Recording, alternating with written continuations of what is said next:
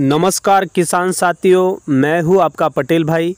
कृषि नेटवर्क के YouTube channel में आपका तहे दिल से स्वागत करता हूं। दोस्तों, नई जगह, नया किसान और नई फसल। आज का एपिसोड है हल्दी की फसल किस तरह से बुआई की जाए, हल्दी की फसल का किस तरह से उत्पादन लिया जाए, हल्दी की फसल का उत्पादन कौन सी मिट्टी में आता है, हल्दी की वनस्पति को कौन से खाद की ज़रूरत होती है। इन सभी चीज़ों के बारे में आज हम पूरी तरह से जानेंगे। दोस्तों, हल्दी यह जिंजिबेरेसी कुल का पौधा है। इसको कुकर्मा लांगा कहते हैं। इसकी उत्पत्ति अगर हम देखते हैं तो दक्षिण पूर्व एशिया में दिखाई देती है। हल्दी का उपयोग ये आजकल ही नहीं तो ये प्राचीन काल से इसका उपयोग हो रहा है और ये औषधीय गुण के तौर पर पाई जाती है। हल्दी में जैव संरक्षण एवं जैव विनाश दोनों ही गुण विद्यमान हैं, क्योंकि ये तंतुओं की सुरक्षा एवं जीवाणुओं को मारता है। इसका उपयोग औषधीय रूप में होने के साथ साथ समाज में सभी शुभ कार्यों में इसका उपयोग किया जाता है। दोस्तों, हल्दी की फसल के लिए किस तरह का जलवायु उपयुक्त होता है। हल्दी यह मसाला वर्गीय पीक गिना जाता है, फसल गिनी जाती है। जिस क्षेत्र में 1200 या 1400 मिलीमीटर वर्षा होती है या 100 से 120 वर्षा दिनों में प्राप्त होती है, वहाँ पर इसकी अति उत्तम खेती होती है। समुद्र की सतह से 1200 मीटर ऊंचाई तक के क्षेत्रों में पैदा की जा सकती है। दोस्तों, हल्दी एक उष्णकटिबंधीय क्षेत्र की फसल है। हल्दी के लिए 30 से 35 डिग्री सेमी अंकुरण के समय, 25 से 30 डिग्री सेमी कल्ले निकलने से 20 से 30 डिग्री सेमी प्रकंद बनने तक 18 से 20 डिग्री सेमी हल्दी की मोटाई हेतु उत्तम है। तो हल्दी के लिए किस तरह की मृदा मतलब मिट्टी की आवश्यकता होती है। हल्दी का उत्पादन सभी प्रकार की मिट्टी में हम कर सकते हैं, पर जो जल निकास का उत्तम होना चाहिए, इसके लिए उसका पीएच मान 5 से 7.5 होना आवश्यक होता है। और हल्दी की खेती के लिए किस तरह की मिट्टी होना आवश्यक होती है, तो दोमट, जलोढ़, लेटेराइट मिट्टी जिसमें जीवांश की मात्रा अधिक हो, इसके लिए अति उत्तम है। पानी भरी मिट्टी इसके लिए पूरी तरह से अनुपयुक्त होती है।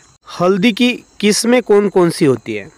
CL 326 माइडुकर, CL 327 टेकुरपेंट, कस्तूरी, पीताम्बरा, रोमा, सुरमा, सोनाली, और ये आप जो फसल देख रहे हो ये है सोनाली। इसकी अवधि होती है 230 दिन की और उत्पादन 270 क्विंटल होता है। ये शुष्क हल्दी होती है। 23% ओलियोरोजिन 114% होता है।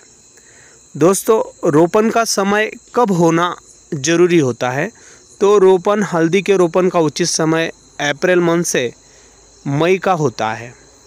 और खेत की तैयारी किस तरह से की जाए। खेत में बुआई करने से पहले 4-5 बार उसे जुताई की जाए, उसे पाटा लगाकर मिट्टी को भुरभुरा किया जाए और पूर्व फसल के अवशेषों को वहाँ से अलग कर दिया जाए। रोपण हेतु 15 सेमी ऊंची 1 मीटर चौड़ी सुविधानुसार लंबी 30 सेमी की दूरी पे क्यारी रखा बना लेना चाहिए। जिसे हम खेत में नेमाटोड की समस्या हो तो प्लास्टिक सोलराइजेशन अप्रैल के महीने में ही कर ले, तभी क्यारियाँ बनाए, ताकि रोपण प्रकंद से होता है जिसमें 30 से 25 क्विंटल प्रकंद प्रति हेक्टर लग जाता है। हल्दी की फसल को सिंचाई की आवश्यकता के बारे में देखिए कि हल्दी की फसल में 20 से 25 हल्की सिंचाई की ज़रूरत पड़ती है। गर्मी में 7 दिन के अंतर पर तथा शीतकाल में 15 दिन के अंतर पर सिंचाई करना आवश्यक होता है। हल्दी को मुख्यतः कौन से खाद देना आवश्यक होता है, तो हल्दी की फसल को जीवांश खाद की काफ़ी आवश्यकता रहती है।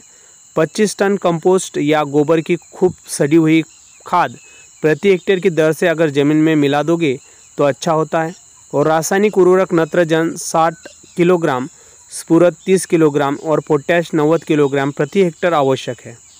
दोस्तों, सबसे इम्पोर्टेंट बात है कि हल्दी रोपण के बाद 12.5 टन हेक्टेयर की दर से हरी पत्ती, सूखी घास या अन्य जैविक अवरोध परत क्यारियों के ऊपर फैला देना चाहिए। दूसरी ओर तीसरी अन्य 5 टन प्रति हेक्टेयर की दर से छिड़काव कर देना चाहिए। हल्दी की मिश्रित खेती या अंतर्वर्ती फसल हम उसमें ले सकते हैं क्या? तो मैदानी क्षेत्र में मिर्च एवं अन्य फसलों के साथ मुख्यतः सब्जी वाली फसलों में इसे मिश्रित फसल के रूप में लिया जा सकता है। जैसे अरहर है, सोयाबीन है, मूंग है, उड़द है, इन फसलों के साथ या अंतर्वर्ती फसल के रूप में बगीचों में जैसे आम, कटहल, अमरूद, चीकू, केला, इनके अंतर्गत हम ले सकते हैं। अभी सबसे महत्वपूर्ण सवाल है कि हल्दी में कौन से व्याधियाँ या कौन से रोग होते हैं, कौन से रोग का प्रकोप होता है। तो पहला है shoot borer, soft rot, leaf spot. फसल की इन तरह की फसल में हमें रोग देखने के लिए मिलते हैं। तो फसल की खुदाई कैसे की जाती है? हल्दी की फसल की खुदाई 7 से 10 माह में की जाती है। ये बोई गई प्रजाति पर निर्भर करता है। जनवरी से मार्च के मध्य खुदाई की जाती है। जब पत्तियां पीली पड़ जाए तथा ऊपर से सूखना आरंभ कर दे तब यह किया जाता है और इसका परीक्षण किया जाता है। बीज का सामग्री या भंडारण, जैसे खुदाई करते वक्त सुखाकर मिट्टी आदि का परीक्षण करना चाहिए। उन प्रकंदों को साफ करना चाहिए और साफ कर उन्हें रखना चाहिए। जैसे हल्दी की क्यूरिंग कैसे होती है, तो प्रकंदों को सुखा लेना तथा उसके ऊपर की गंदगी साफ करना। कहाड़े या कड़ाहे में चूने के पानी सोडियम बाइकार्बोनेट पानी में घोल ले। पानी की मात्रा उतनी ही डालें जिससे पानी ढक जावे, या 45 या 60 मिनट तक उसे उबालें। हल्दी को सुखाना, उबली हुई हल्दी को बांस की चटाई पर रोशनी में 5 से 7 सेमी की मोटाई पर सुखाएं। शाम को ढककर 10 से 15 दिन तक उसे सूखा जाना चाहिए। और उसे पॉलिशिंग करना। हल्दी का बाहरी भाग जो होता है वो खुरदरा तथा छिलके वाला दिखाई देता है, इसलिए उसे चिकना तथा एक समान बनाने के लिए हाथ से आदमियों द्वारा पॉलिश करते हैं। बोरियों में भरकर उसे रगड़ा जाता है। आजकल पॉलिशिंग ड्रम बनाए गए हैं, उसमें भी पॉलिश करते हैं। दोस्तों, हल्दी से कौन से उत्पाद बन सकते हैं? तो हल्दी से पाउडर बनता है। हल्दी का जो ऑयल होता है वह 3 से 5% वोलेटाइल ऑयल निकलता है, जो स्टीम डिस्टिलेशन द्वारा निकाला जा सकता है। टर्मेरिक ओलियोरोजिन, यह साल्वेंटर एक्सटेंशन विधि से निकाला जाता है। हल्दी का जो उपयोग है वो भोजन में सुगंध एवं रंग लाने के लिए बटर, चीज, आचार आदि भोज्य पदार्थों में इसका उपयोग कर सकते हैं। रंगाई के काम में हम उपयोग कर सकते हैं। दवाओं में इसका उपयोग होता है। कॉस्मेटिक सामग्री बनाने में इसका उपयोग होता है। दोस्तों, किसान को भी इसका बहुत अच्छा फ़ायदा हमें मिलता हुआ दिखाई देता है और इसे एक सही दाम पर बिकने की अथॉरिटी होती है और अच्छा दाम प्राप्त होता है। आप यह जो फसल देख रहे हो, यहाँ पर पूरी तरह से अभी हल्दी के फिंगर्स निकलने की शुरुआत हो चुकी है और आप यह जो खेत देख रहे हो ये बहुत ही साफ और सुथरा रखा गया है, जहाँ पर आप पूरी तरह से देख सकते हो कि पूरी तरह से तंदुरुस्त ऐसी फसल हमको देखने के लिए मिल रही है। और हम यहाँ पर खुद होकर देखना चाहते हैं कि अभी तक इस हल्दी के अंदर कितने फिंगर निकल आए हैं, और यह देखने के बाद हमें समझ में आता है कि और कितने दिन तक ये फसल रह सकती है। तो यहाँ पर हम यहाँ की उसमें हल्दी का पीला रंग भी पूरी तरह से देख सकते हैं कि कितना पीलापा उसे आ सकता है, और जो बेहतरीन तरीके से हमें यह फसल दिखाई देती है।